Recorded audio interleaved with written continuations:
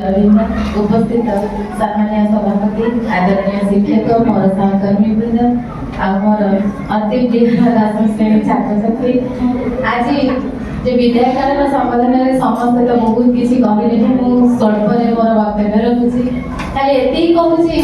दुईटी कथा शिल्पा कहले मुझे कहूची दुईटी गुण बजाय रख से हूँ सेल्फ कॉन्फिडेंस और सेल्फ डिसिप्लिन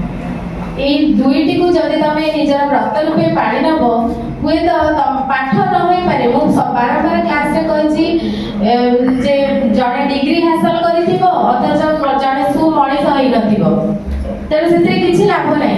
संस्कार मଣିଷର जदि संस्कार ठीक रहिला ताले से ताको पेट पोसिबा पई खाली जे हमें आईएएस ओएस हेकरी चाकरी करले जे भलो रोजगार करिकरी भलो ये करि परबे ता नै मु सबले कहछि बनर पशु पक्षी भी यही काम करूछन्ती बनर पशु पक्षी भी निज पिला छुआ को पालुछन्ती घरे रहुछन्ती ताको खाइ पिया दउछन्ती पोसुछन्ती ताको पे कोनोसी डिग्री दरकार नै तेरे सेमती पाठ पढ़ा सहित निज संस्कार को सबले ए जो तमर जो जीवन आरंभ हैला नागरिकत्व एउ तमे हायर क्वालिफिकेशन ता सहित तमे देशर जने सु नागरिक ए सब जो पाद आरंभ हैला से जीवन आहुरी कष्टकर तम भाबुथिबो जहा स्कूल लाइफ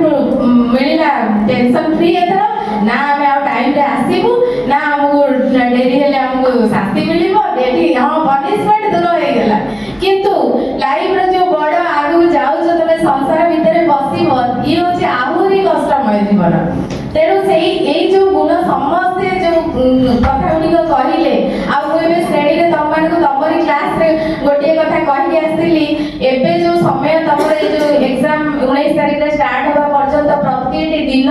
किछि समय मेडिटेशन कर मां को प्रार्थना कर बड़ भाई कहले बळे मु फोन करथली जणे विव्रत होची तेरो ये विव्रत रु निश्चय बचिबो मु जानि छी एग्जाम प्रेशर समस्त को मन भीतर गोटे भय आसुथिबो तेरो ये भय को केवल मां ही दूर करिवे आ लिपेबा कहले मां नाम प्रत्येक क्षेत्र रे जप if there is any trouble then ask to mother मु काली भी कहउतली सरेंडर एनी काम करिबा पूर्व surrender to mother then start your work तेरे से कामटी केमिति हम कोन करिवो से काम मां ही बुझिबे एति कहि मोर वक्तव्य शेष करछि।